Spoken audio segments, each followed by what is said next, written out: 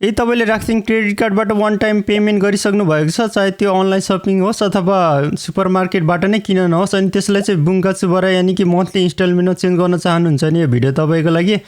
मैले पनि Nepal to Japan one way ticket आगोडाबाट 51,000 जतिमा किनेको थिएँ, अनि त्यसलाई बुङ्काचु बराईमा चेन्ज गर्न गइरहेको छु। अनि मैले जस्तै सस्तोमा टिकट काट्न चाहनुहुन्छ भने step by step video guide बनाएको छु, लिङ्क तल डिस्क्रिप्सनमा लेखिदिन्छु, त्यहाँबाट गएर चेक गर्न नबिर्सनुहोस् होला।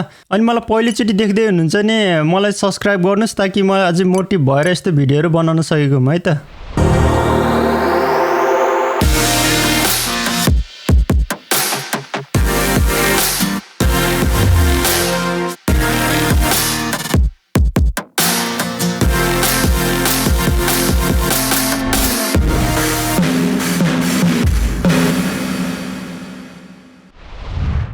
फर्स्टमा तपाईले राख्दिन e-Navi एप डाउनलोड गरेर सेटअप गर्नुपर्ने हुन्छ। यदि तपाईले सेटअप गर्न गाह्रो भयो भने मैले भिडियो गाइडको लिङ्क तल डिस्क्रिप्सनमा राखिदिन्छु, गएर हेर्दै सेटअप गर्नुहोस् होला। अनि पहिले सेटअप गरिसक्नु भएको छ भने एप ओपन गर्नुहोस्। सुरुमै देखाइदिन्छ है कति युज गरेछ क्रेडिट कार्ड भनेर है। मेरो कुगाचुको ओसिआरआई निजुगोमान सान्जेङ गोह्याको हाजिजु किएन छ, अनि त्यो भएर मैले फ्लाइट टिकटलाई इन्स्टलमेन्टमा चेन्ज गर्न चाहेको है, पेमेन्ट गर्न गाह्रो भएर। सो म मन्थली इन्स्टलमेन्टमा चेन्ज गर्न गइरहेको छु। त्यसको लागि लियो मेसाइमा ट्याप गर्ने, अनि यहाँ सिलेक्ट गर्नुपर्ने हुन्छ कुनलाई बुङ्काचु बराईमा चेन्ज गर्ने। मैले सुरुको फ्लाइट टिकटलाई मन्थली इन्स्टलमेन्टमा चेन्ज गर्न गइरहेको छु, म सिलेक्ट गर्छु। त्यो भएर अब हामी बुङ्काचु बराई हेनो हेङ्कोमा ट्याप गर्नुपर्ने हुन्छ है।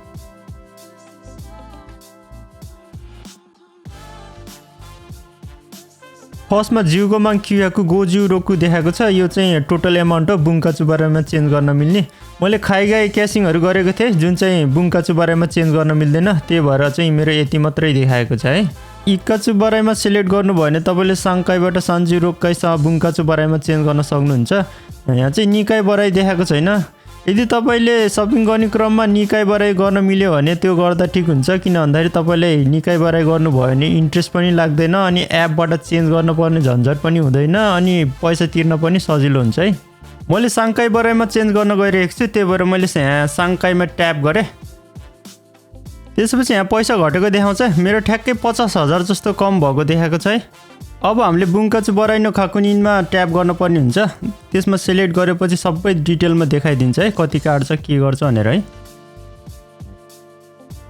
यो चाहिँ मेरो एक्चुअल खर्च गरेको फ्लाइट टिकटको एमाउन्ट हो। यसमा चाहिँ टोटल इन्ट्रेस्ट लागेको छ सेङ गोजु क्युएन, जसलाई टोटल गर्दाखेरि गोमा निसेङ क्युयाकु नानाजु हाचेन हुन्छ। यसलाई साङ्काई बराई गर्ने बेला लगभग 17,000 जस्तो हुन्छ है। पेमेन्ट यो महिना कुगाचु नभइकन अर्को महिनाबाट सुरु हुन्छ। जिउगाचु जिउचिगाचु जिउनिगाचु गरेर 3 चोटि गरेर पेमेन्ट गर्नुपर्ने हुन्छ है।